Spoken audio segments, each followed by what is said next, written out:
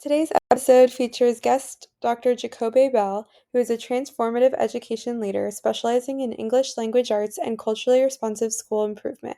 As the visionary behind a Bill and Melinda Gates funded network for school improvement, she drives systemic change through high leverage strategies while leading literacy consultants to ensure sustainable school growth. With over 20 years as a national board certified teacher, coach, and administrator, Jacobē excels in curriculum development, instructional excellence, and leadership coaching across public and charter sectors. Her expertise includes mentoring educators and supporting school transformation. Dr. Bell recently earned her doctorate at Teachers College, Columbia University. Jacobē's research focuses on Black women educators' joy, exploring how to cultivate and sustain fulfillment in the profession. A Stanford graduate with a master's degree from Mercy College, she dedicates her life's work to advancing educational equity and ensuring all students receive high-quality learning experiences. Get ready for a great episode. I'm educational justice coach Lindsay Lyons, and here on the Time for Teachership podcast, we learn how to inspire educational innovation for racial and gender justice, design curricula grounded in student voice, and build capacity for shared leadership. I'm a former teacher leader turned instructional coach. I'm striving to live a life full of learning, running, baking, traveling, and parenting because we can be rockstar educators and be full human beings. If you're a principal, assistant superintendent, curriculum director, instructional coach, or teacher who enjoys nerding out about co-created curriculum with students, I made this show for you. Here we go. Dr. Jacobē Bell, welcome back to the Time for Teachership podcast. Thanks for having me again. I'm super excited to be here.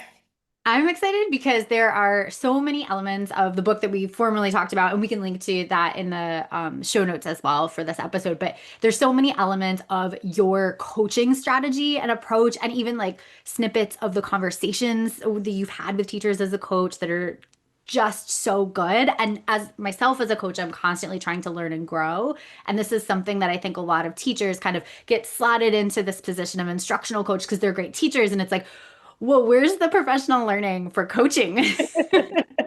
Yeah. Sometimes it's like baptism by fire. That's right. And so it's like, what I think we're trying to do and where this episode will air is kind of part of a mini series on instructional coaching and some ideas for instructional coaches to really be supported and grow in that position.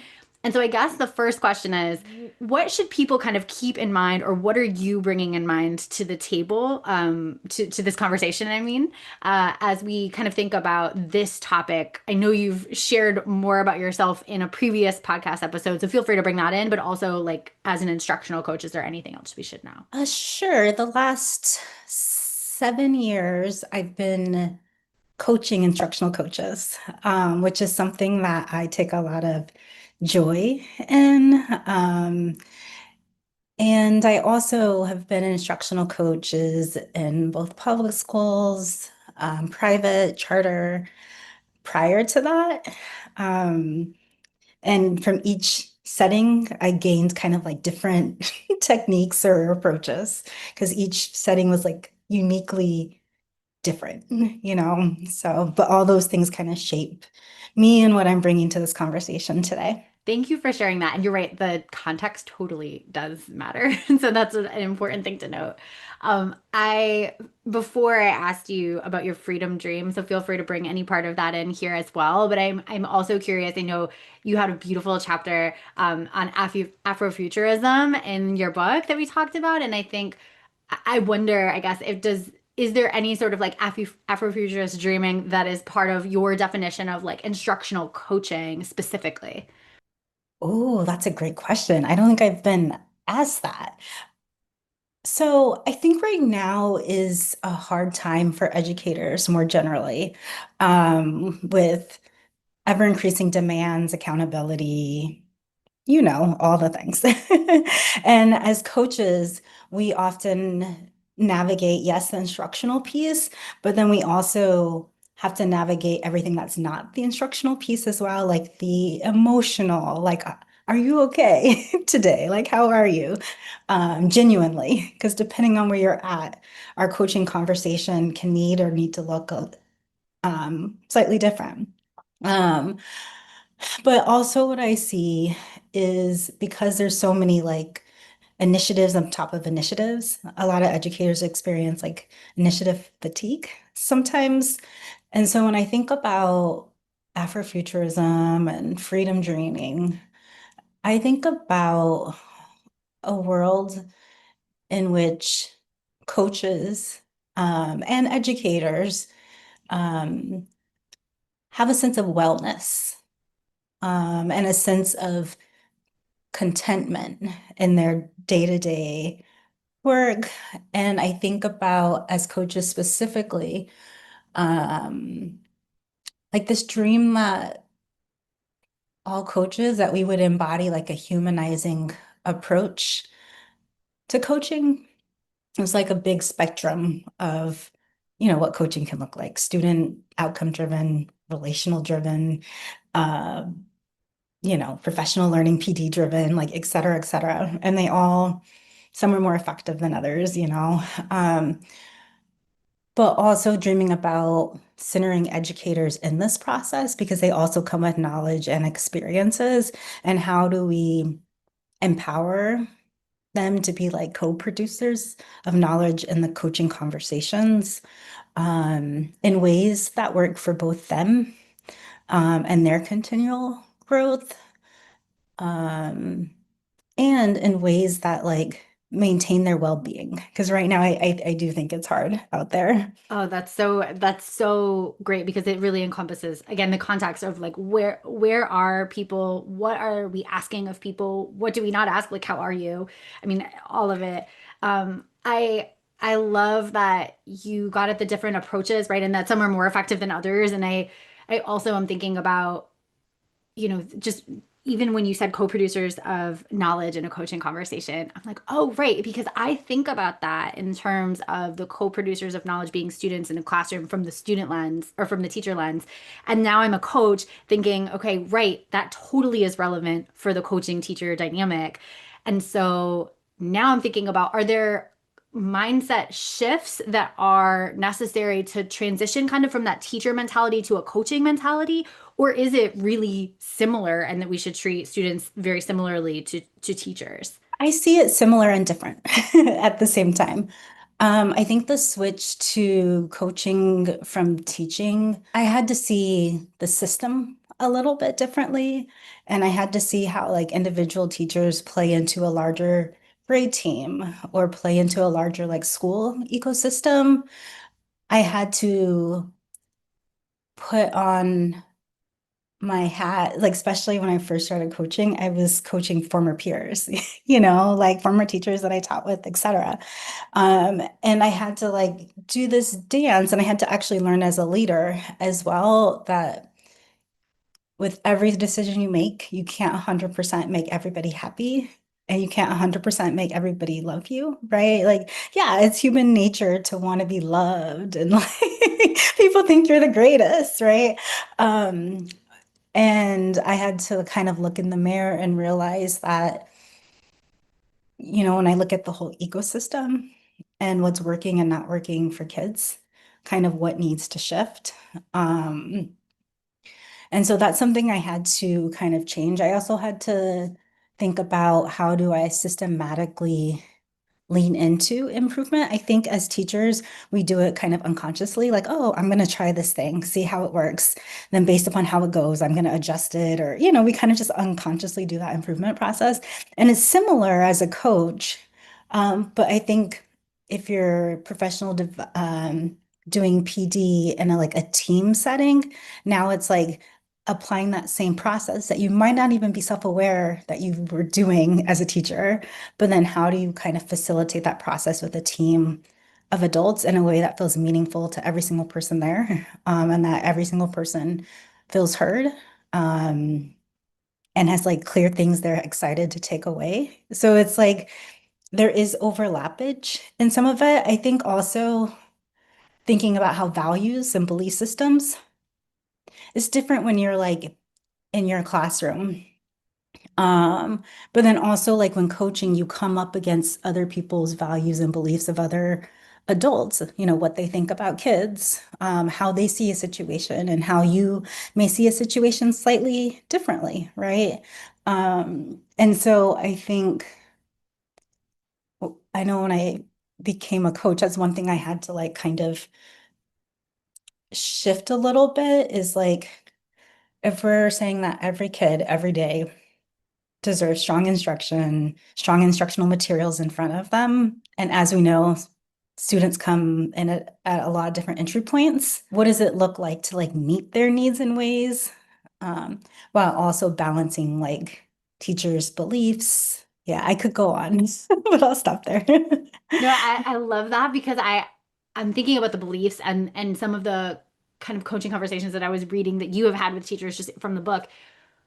And I'm curious, what is like, as we think about the kind of a toolkit of instructional coaches or like kind of an approach that you would take as an instructional coach, what are kind of the action steps that you have found to be helpful for coaching teachers or like coaching coaches to coach teachers, both from the sense of like broad kind of you mentioned like looking in the mirror and just having this kind of moment of I realize I need to do this, or I realize that this is important.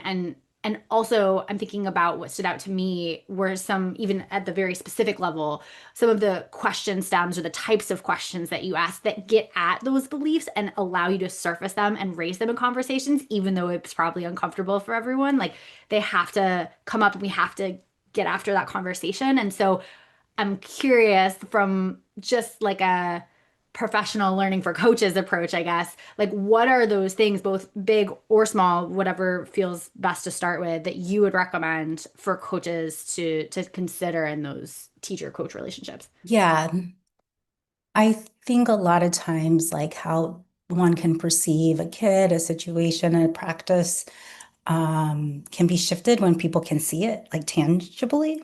Um, and so one of my favorite ways to coach, I need to like put a name to it or something or write about it or something. So I don't have like a juicy way to explain it kind of, but is essentially like a micro model, right? Like so often, sometimes as coaches, we'll like model a whole lesson. And yeah, that has its place, but sometimes I find it even more effective to do a micro model for like a shorter period of time.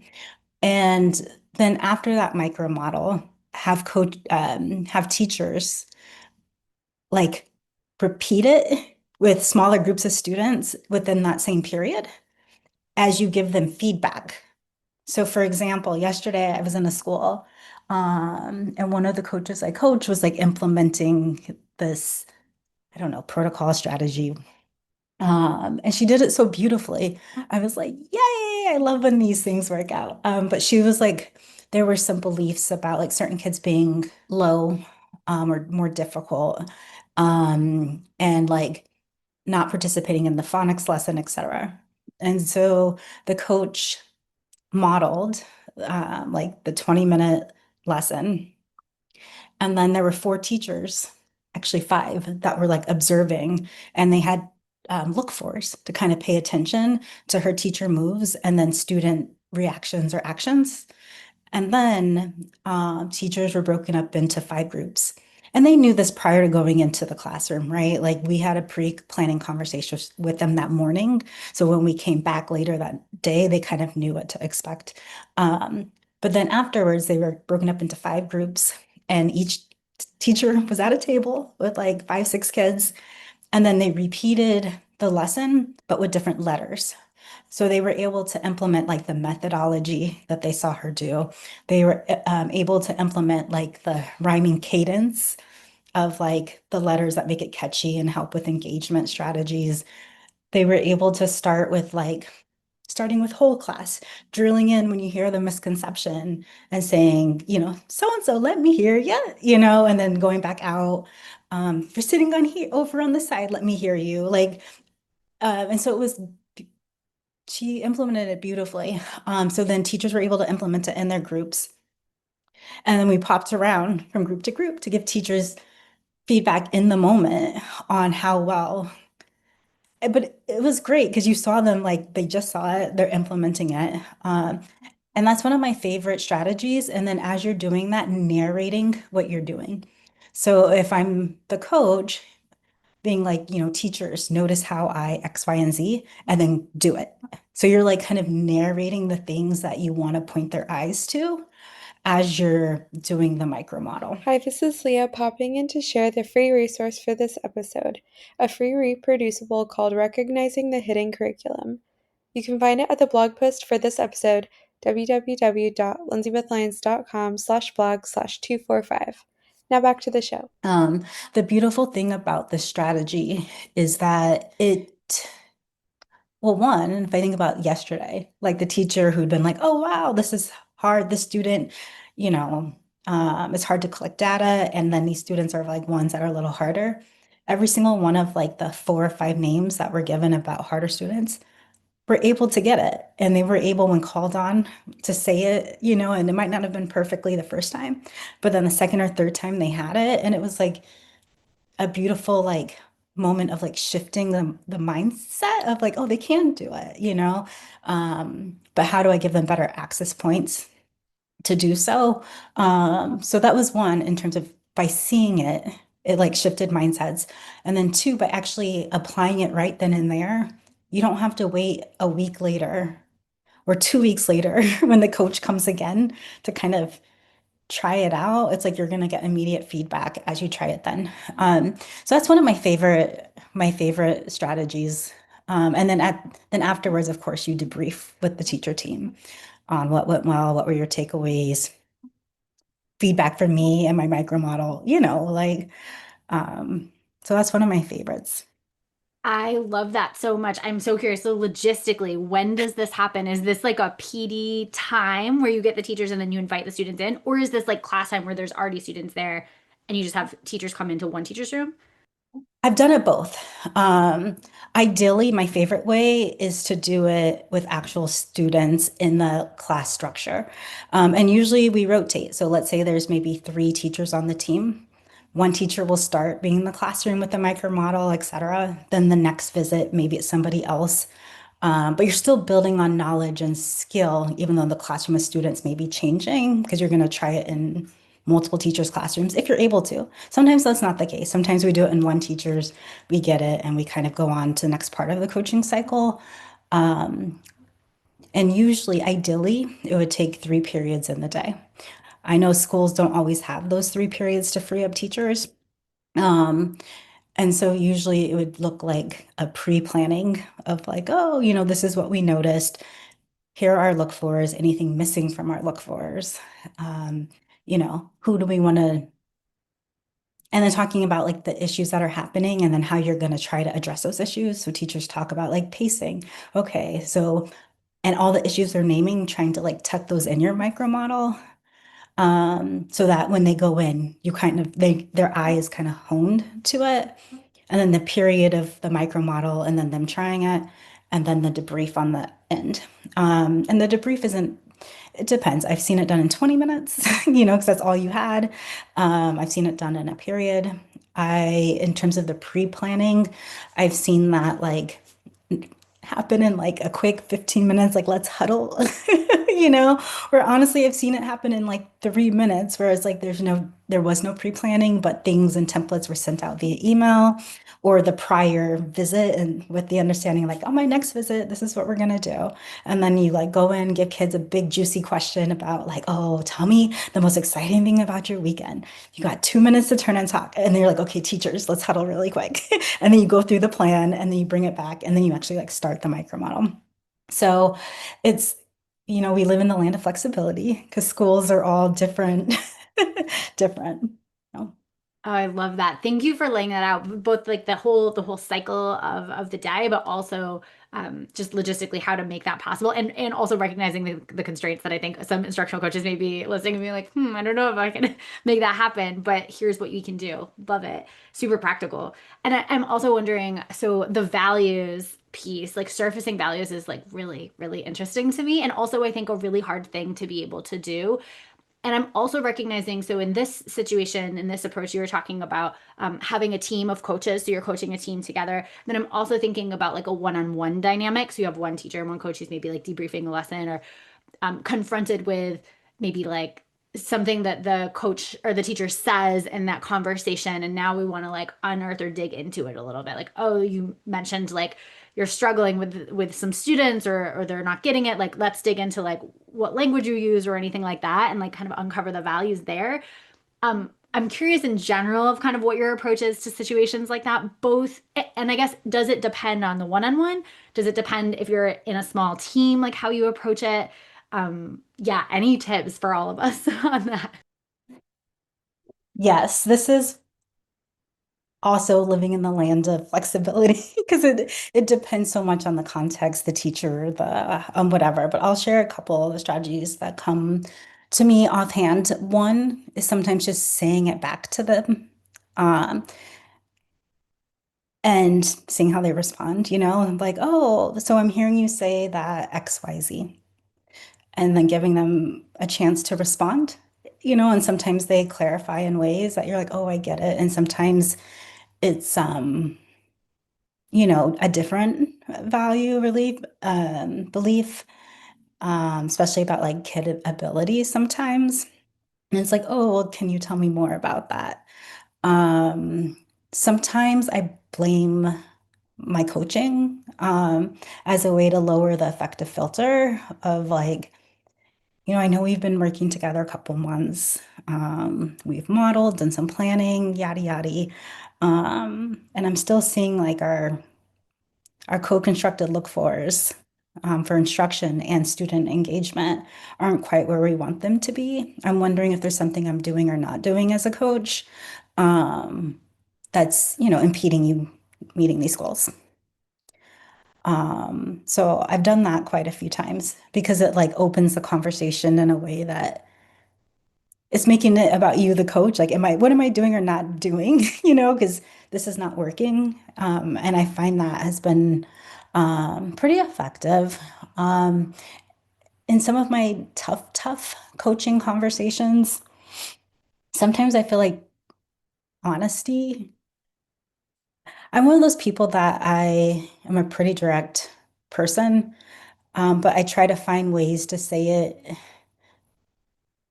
um, in ways that people can receive it. So I was working with this teacher, I think, for 2 years, one-on-one coaching, and it wasn't working. Um, and it didn't seem like the teacher was really in it anymore. So one of the coaching conversations, like, I kind of told her, like, I hope you can hear my heart on this. Like, I notice that, oftentimes you seem checked out or, not all in on teaching or, planning for your lessons, etc. Like, I know you've been at this a really long time. Um, and I know, you know, you haven't moved this way for your last 18 years of teaching. So I'm curious of like what shifted and when did that shift or how did that happen? Um, and that honestly opened up a really beautiful conversation for us to talk about practice, support, and just like vulnerability and seeing like she had a lot of things on her plate personally and just like, like to see the whole person, and then it comes from a place of like assuming the best versus the like, the opposite. I love that because there's this validation that I think a lot of people in teaching in general just need. It's just like, I need to, especially veteran teachers who have been in it for so long, like, I need this wisdom to be worth something, like this time investment to be worth something. So you're validating that. And then also just love the approach of like, I hope you can hear my heart. That's so I just love that that's such a human thing to say and feel and be present, as well as like the curiosity. I think that's constantly the thing I want to get better at, is like, how do we just stay curious and approach it with like, I really want to know. Like, I want to know so I can help you, and I want to, like you said, kind of assume that your intentions are good. You want to be a great teacher, and like, let's figure this out. I love that that worked, and I just love all of those hallmarks of good teaching in the good coaching conversation as well. So good. Yeah, and I'm glad you named curiosity because that also works with in the moment coaching as well. So like sometimes when doing live coaching, there's been times where like maybe something that was said is like quite not quite right, right? Like I was in a classroom where they were reading a Jacqueline Woodson book. I forget which one it is. But and then they were reading nonfiction to give context, etc. And the teacher as teaching, in the book, a black boy is killed for having um, a fake gun, right? And the teacher said something about like black boys are bigger than white boys, and that's why like police thought that he was whatever, whatever. So I just raised my hand and I was like, oh, Mr. So-and-so, are black boys really bigger than white boys?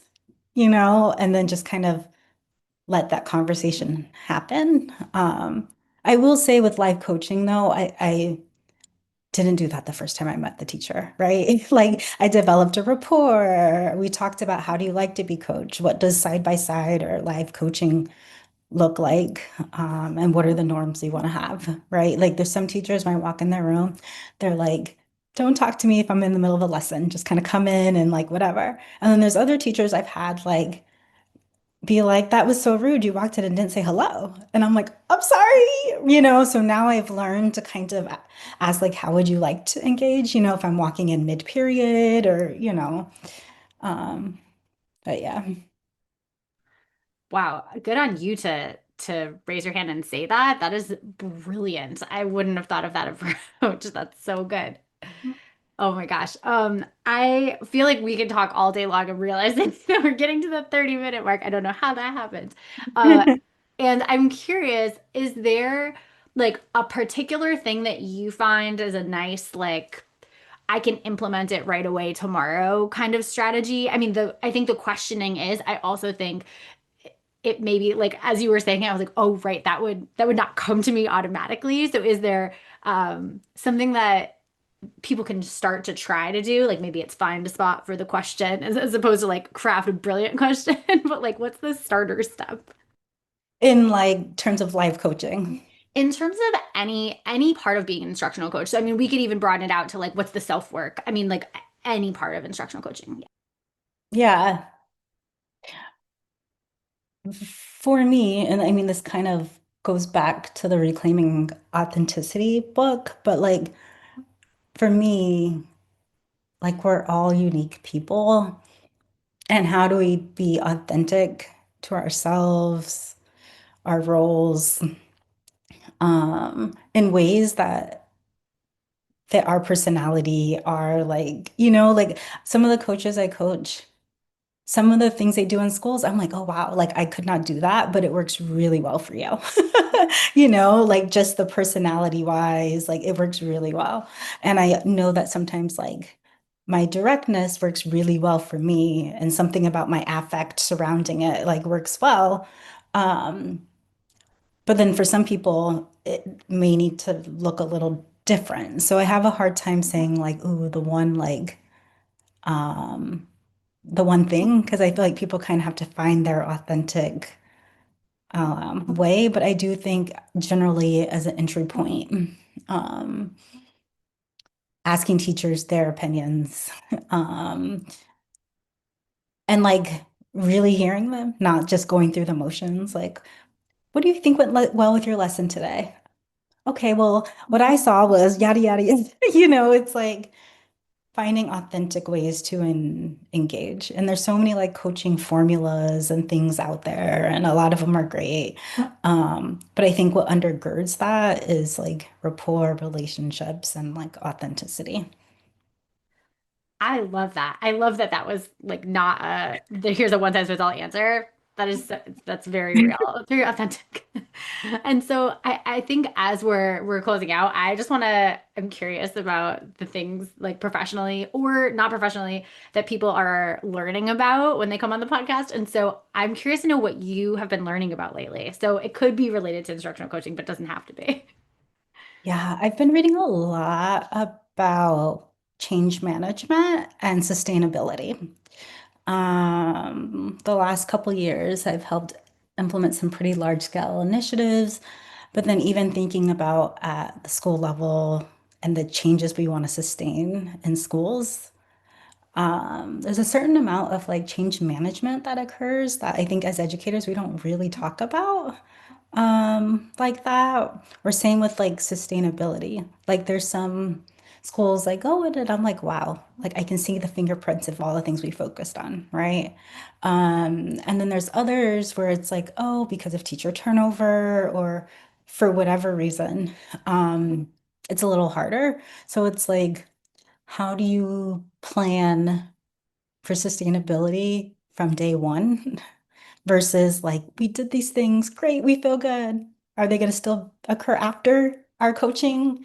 We don't know, like, so I've been reading a lot and thinking a lot about sustainability. Oh my gosh, I feel like we could do a whole other podcast with that. That is my jam. I'm so excited. Okay, cool. Well, where can people connect with you and learn more about your work and continue to follow your stuff? Yes, LinkedIn. Right now, I am active on LinkedIn, Dr. Jacobē Bell, and that's the best place to connect with me. Awesome. Dr. Bell, thank you so much. This was such a treat. Thank you, Lindsay. If you like this episode, I bet you'll be just as jazzed as I am about my coaching program for increasing student-led discussions in your school. Shane Safir and Jamila Dugan talk about a pedagogy of student voice in their book Street Data. They say students should be talking for 75% of class time. Do students in your school talk for 75% of each class period? I would love for you to walk into any classroom in your community and see this in action.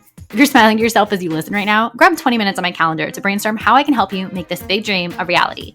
I'll help you build a comprehensive plan from full-day trainings and discussion protocols like Circle and Socratic Seminar to follow-up classroom visits where I can plan, witness, and debrief discussion-based lessons with your teachers. Sign up for a nerdy, no-strings-attached brainstorm call at lindsaybethlyons.com/contact. Until next time, leaders, think big, act brave, and be your best self. This podcast is a proud member of the Teach Better Podcast Network. Better today, better tomorrow, and the podcast to get you there. Explore more podcasts at www.teachbetterpodcastnetwork.com. We'll see you on the next episode.